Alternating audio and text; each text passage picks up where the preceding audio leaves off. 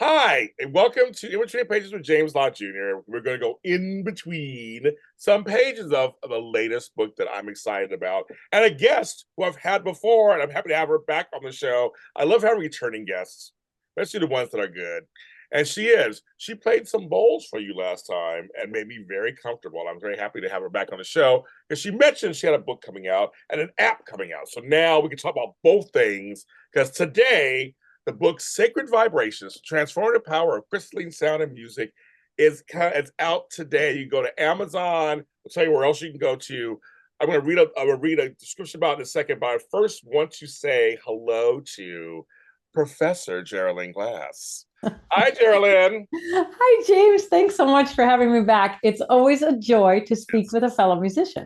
Yes, exactly. And I just we had such a great time last time. So when a guest, I said to them, I want her back, her PR team. I said, I want her back when the book comes out. I told them that, and it's all in writing. I did. So I'm glad to have you back. I want to read this part. So Sacred Vibration shares the remarkable story of the Glass rise to acclaim as a Broadway and opera singer, as we talked about last time, who graced some of the world's most celebrated stages. We walk with her as she shares her exploration of the healing power of music that traces its roots to primitive humanity. We learn from the wisdom and scientific research of her friends and colleagues who are bringing the study of sound and music to an epic crescendo. And we breathe reverentially with her as she shares the emotional story of her son's birth, his death, and the astonishingly expansive relationship she established with him. It's very lovely. And the crystal singing bowls in the years since he passed. We talked about some of that on our last show, of course. Now there's a book where you can read it, folks. Kindle, paperback, we can read this. And there's a book right there. I was going to say, show the book, girl. Forward by Dr. Sue Morter. So hello, Miss Sue. Dr. Sue, thank you for the forward. First of all, how are you feeling having the book in your hands? How does it feel? It's like a dream. It's really like a dream. James, when we look at our lives and you find that you've been guided from here to there and here to there, and you look at the wonder of it all, that life is a miracle. And if we can just say yes when we hear the calling, if we can say yes and walk forward, even when it's painful, even when it's tough, you come into light. And I'm just so excited to be able to share this work with the world. It's music as medicine is it's we need it. We need it now. But I want to ask you on another note, um, how much are you thinking of your son as this book has been released now? As this book, you have the book in your hands. It was completed. It's in your hands. Now it's giving birth to a book to the world. How much are you thinking of your son? I mean, a lot. It wouldn't have come to be without him and without our fate together that he was to leave the planet before me. And I just feel so much love. I think that um, just music helps to amplify that feeling of love. And I feel him present in everything I'm doing. And, it's like, yay, mom, we did it. And it's like it's not that it takes away the sadness that he's not here. And you have children and grandchildren. It's just, yeah, he's become anchored in my heart. And I know that he's, giving me some angel claps from heaven. And in addition, that the app has come out now too. It's the same thing because, that happened in beginning of 2020 before COVID happened. I was sitting in the living room with my mother and I heard him say, Mom, we're going to make an app.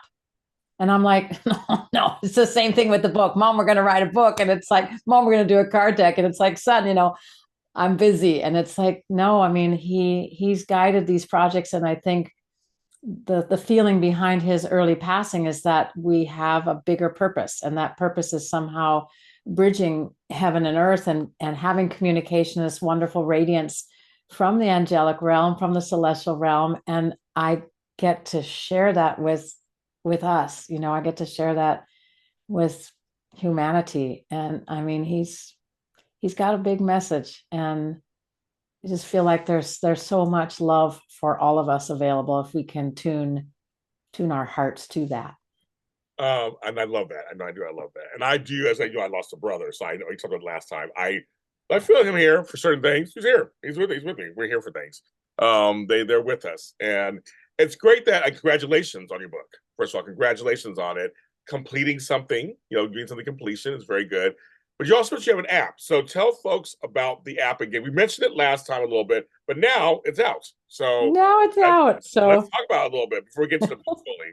The app is there to okay, help so folks. it There looks like it this. is. Oh, where did it go? What's Hey, what's happening? your book? What's your book? Oh, it wanted to play for you. It did. Wow. Wow. That's never happened. See, So, never happened. It's me. So the name of the app is Source, Be Inspired. Okay, so if you look on the App Store and it's available for Android and Apple, if you look for Source, Be Inspired, and it's really just a place where science, spirituality, and the healing power of music all come together. And in that intersection, there's 20 visualizers on it. So there's 20 different people well known in their fields, and including 2 children. And the idea was that there would be beautiful music and a meditation also for kids. But then there's also the exploration, for example, of what is constructive and destructive sound? What does that mean? What are like this image? So this man that created this image is John Stewart Reed, and he has invented a machine called the cymoscope. And so this is what one of the singing bowls looks like. The sound is made visible. So you can see these kind of images and videos on the app, like just the beauty of sound and how does, if you imagine that this kind of shape is being activated in the fluids of our body, how does sound help to bring coherence? And then every month there'll be new material, new videos, and new audios on there. There's some long meditations for sleep. There's some body awakes. There's some yoga, different. So it's all about what's sacred in our lives, and how is movement sacred? How is sound sacred? How is the science behind it sacred? And how does that connect us to the deeper expression of who we all truly are? So I'm just very excited for that to come out and for people to experience and learn about this really blossoming field of music as our balm, as our medicine. we talked a little bit about before, but now we have the book in the app. You are intersecting, which I haven't seen very often. You're intersecting science with holistic approaches. Yes. Usually Western, Eastern, they usually call it in many ways, but it could be anywhere in the world, but just general terms will say Western medicine is this. It usually doesn't cross. We have to make it cross ourselves. We talked about the last show, how we, take a bit of that. But your book and your app is saying, we're talking science, research, on both ends of this. Music, so you're doing creative. You're intersecting so much. So am I getting that right, that this book and the app are kind of an intersection of science, medicine, emotion, music, creativity, holistic, spiritual? Right. And James, the real question is, how do we heal? So when we each have something, whatever it is in our lives, how is it that we truly heal? It's not just a pill. It's not just an operation. It's so much more than that. And I think the wonder of life and the wonder of the bigness, the grandness of what we're all here experiencing and doing, I think that this question is posed in both the app and the book. I like that. That's good. So yeah, so she takes you through it. So let's talk about the book. The book it tells part of your story, correct? Also in the book, so we're telling your story, right? Yes, it does. So it takes you through 18 chapters, and inside you'll see like there's little sound RXs. So there's little How cute. pardon? It's cute. I love that idea. There's like little sound prescriptions, so different that. stories about what people have experienced with sound. There's super cool. So there's black and white photographs in the book. So for example, there is when my son passed away, it was a week before Easter, and I walked down to the ocean on Easter Sunday, and there appeared this tiny little angel rainbow in the sky just for a moment. I snapped a photo of it and then it disappeared. And then Hay House, we created also a film that goes with it. So you get to see these pictures in color because some of them they're just spectacular. They're the signs. This is one traveling to Egypt, and there's a ton of orbs in the sky by the pyramids. So yeah, woven throughout the book. I know I want to look at it. I'm like, oh my gosh, we did it. Isn't that amazing? It's your book. It's your book. Your book's I out. know. It's a baby that Yeah, I you did it. You did it. Yes. birthed. A different kind of pain than birthing a human Oh baby. yeah. No, no, we know that. Yes. A different kind of work. Yes. Um, but there's also stories by leading scientists like Dr. Daniel Levitin is a neuroscientist. He's also on our app. So we're constantly bridging like what is the history of sound? What's the history of the crystal bowls? What kinds of things are people experiencing with them? There's some cymatics, so you'll learn a little bit about what this whole science is. And then there's musicians in there. So beloved friend Victor Wooten, and if you don't know Victor, you must look him up. Five-time Grammy Award-winning bass player, just an incredible human being, composer, runs Vic's camp. So giving children very creative ways to work with music and nature together. Some of his work is in the book. And so it really is this intersection of science, spirituality, and like James, like I can't, there's really no words for the miracles that I share in the book, the miracles of things that have happened with Dylan's communication. My son, it's just like, where do all these, how do they all come together? And what does it mean for each of us? Like, what does that have to do with healing? And what does it have to do with each of us?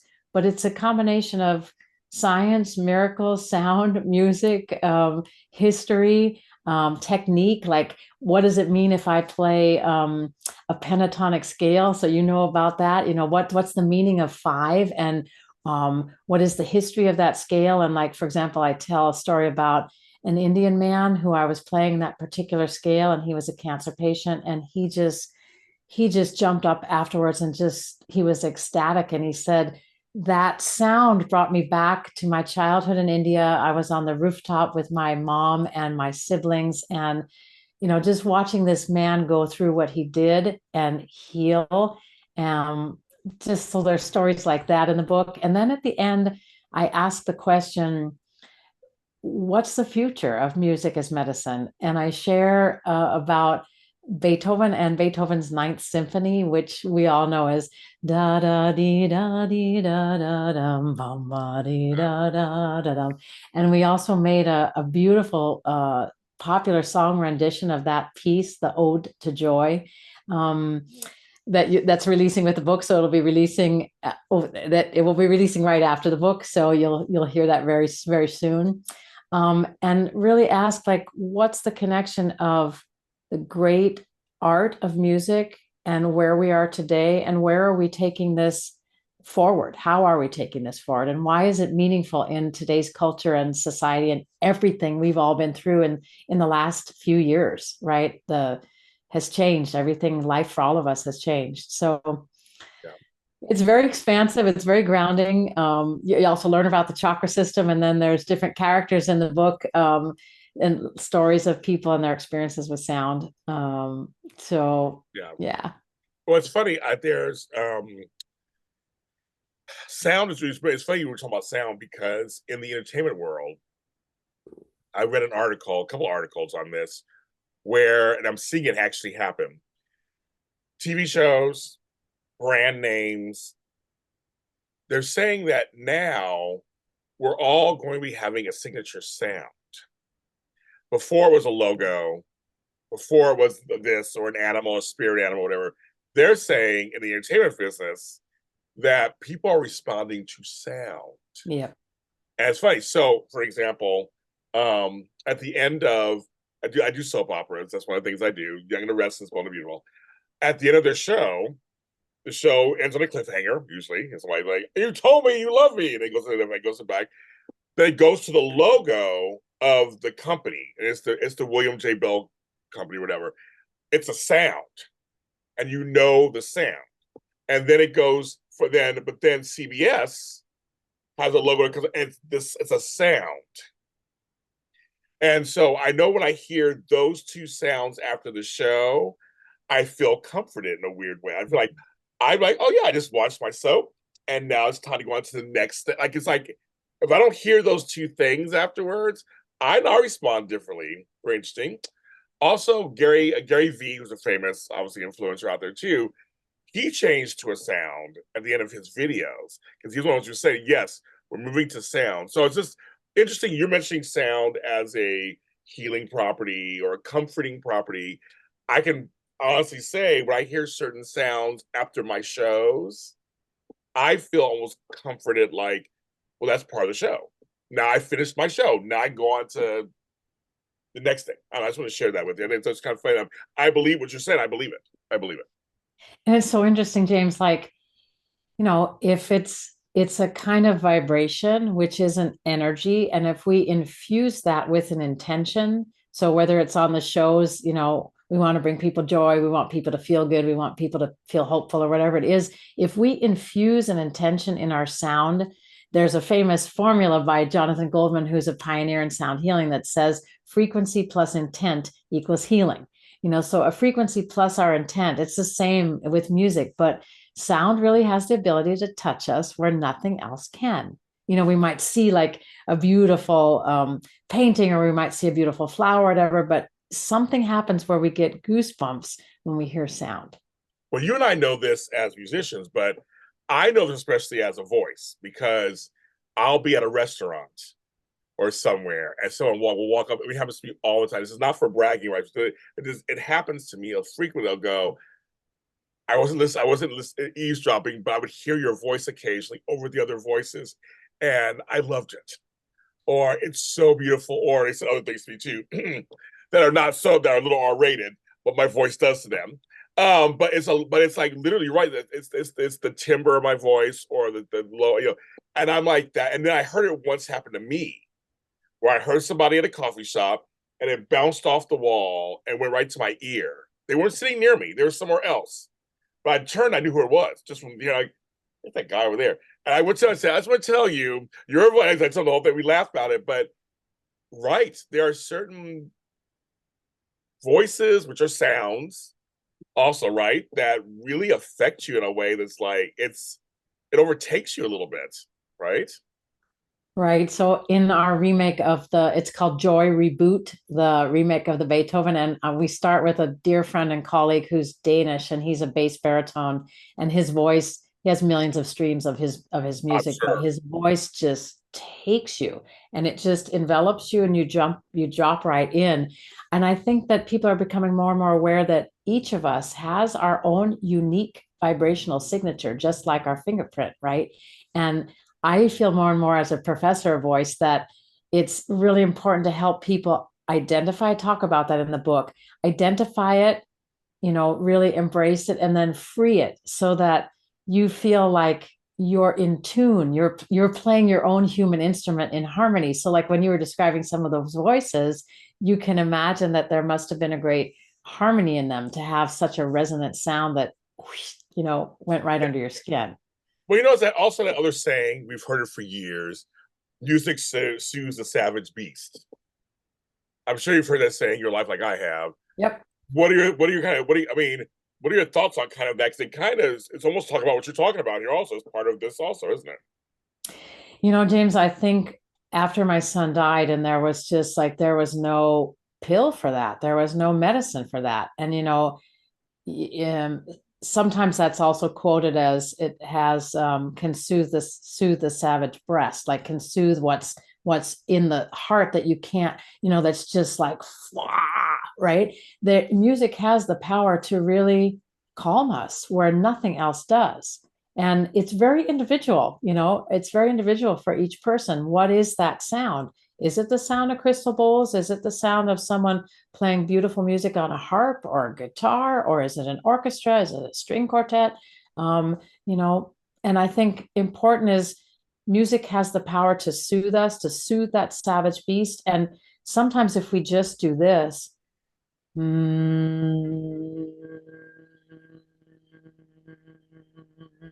we just allow ourselves when we're agitated to hum, to tone an ohm, to tone a ha, to just make a sound.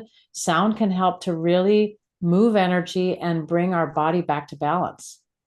Yeah. It's what you said. I mean, that quote is just, yes, right on. When my mother was sick, I would always come in and sing. I would enter the room and song. I'd find songs that she liked. I'm like, when the moon is in this, I would go in and she would forgot. She was sick. She was in a hospital bed, sick. Or I come over there like these boots were made for walking, and that's what. And I would come with music, and I noticed her face would change. She would connect to that song immediately in her brain, and I could see her wanting to sing it with me. She couldn't, but like in time, she can do it now. But I always came in theatrical for just to kind of whatever music because we love music. That was our bond too. Was like we love music, and so I think I just everything you're saying. I think it did help her, in her fight to get better. I think it did help. You I know, think. a dear friend is Lee Harris. He just did a tour across the United States. He's musician and a channeler. And I worked with him for a little bit on his voice. And he told me about how his father loved the song Edelweiss. And so I really encouraged him to actually just what you just said. I encouraged him to sing it to his dad, and especially when his dad became ill. And he mentioned not so long ago that that was the last time that he connected with his dad was when he sang him the song, and he was so happy that he did that. I mean, that's yeah, my dad loved Fly Me to the Moon, just to hear that song and think for him, I think of Frank Sinatra, and whatever those memories are that music brings for us is it can be so calming to our spirits. Yeah, my daughters always sing on the day that you were born, the angels got together. I always sing that to them on their birthdays.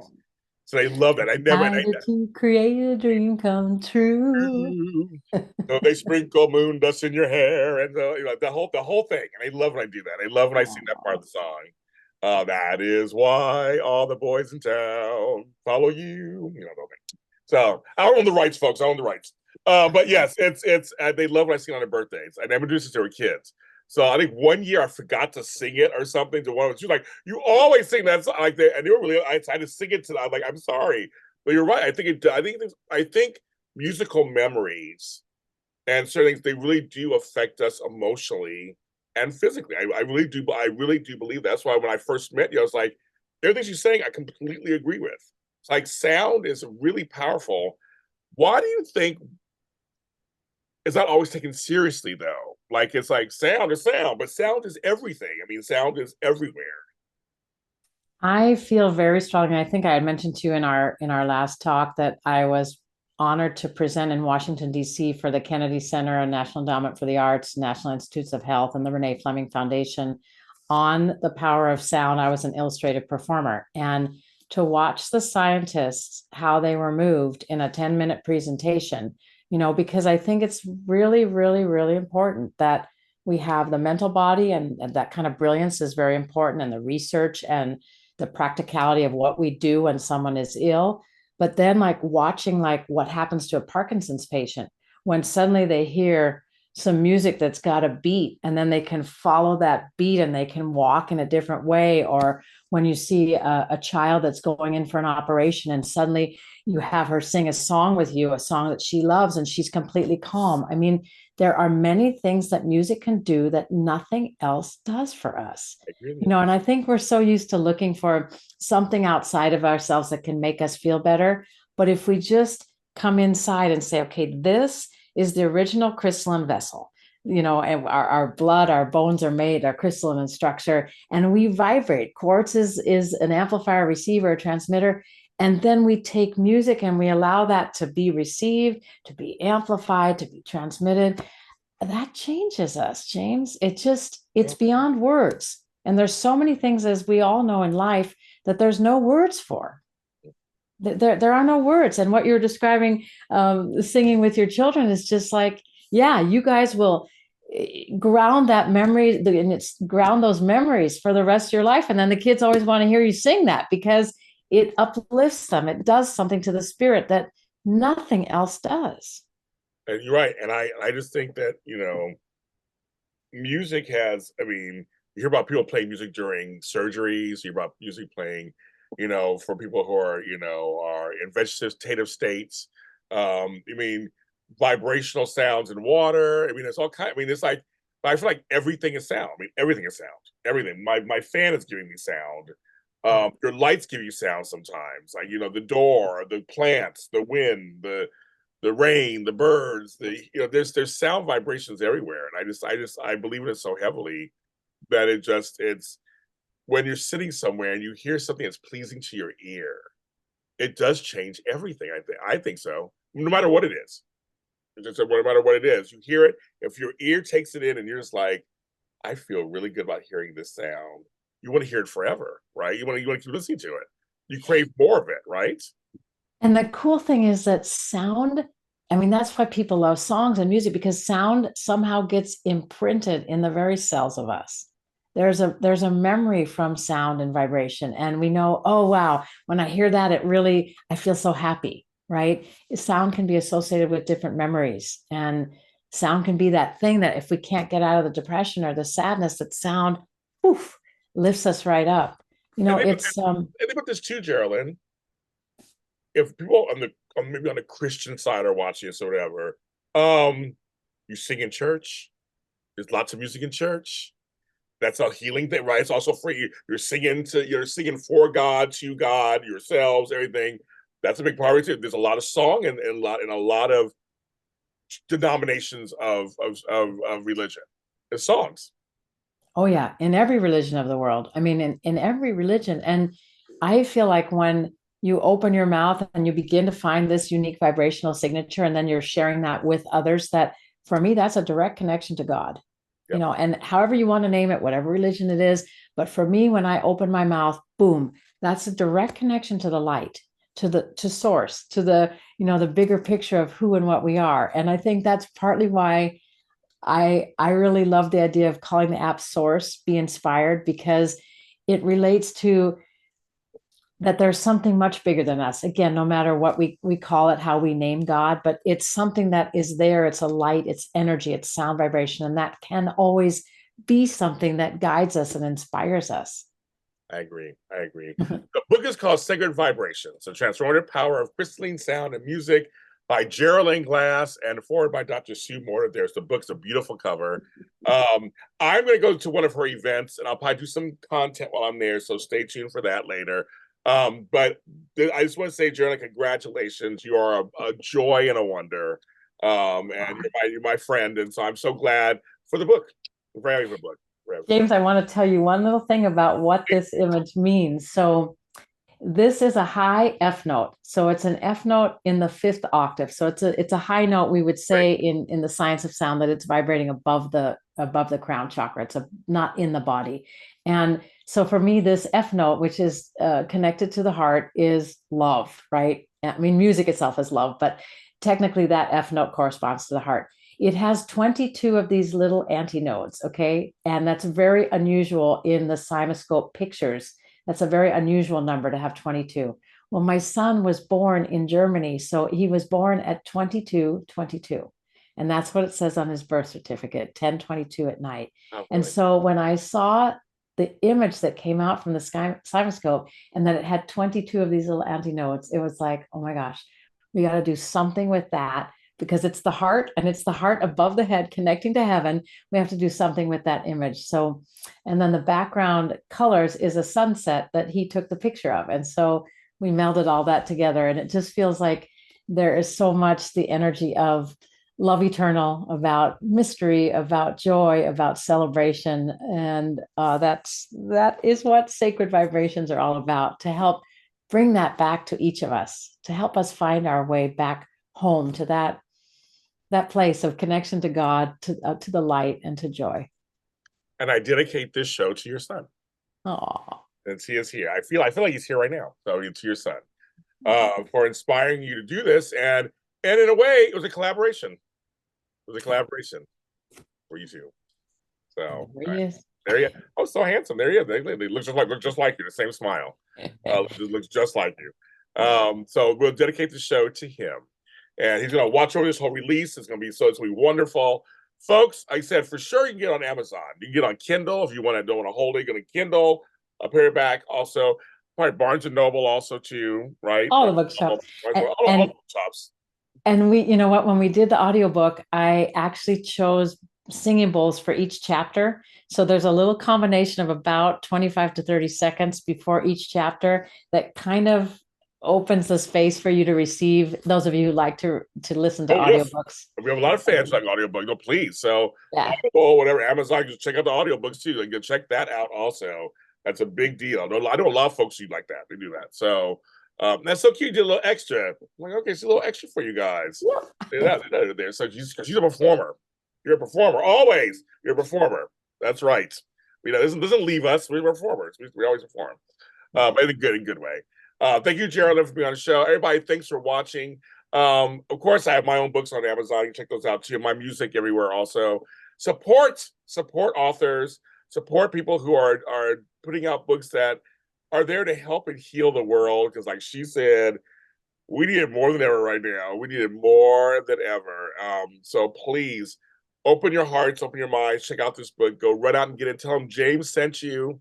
And they got there, tell you got it from me. I got there. I appreciate each and every one of you out there. Reading is fundamental. We'll see you next time.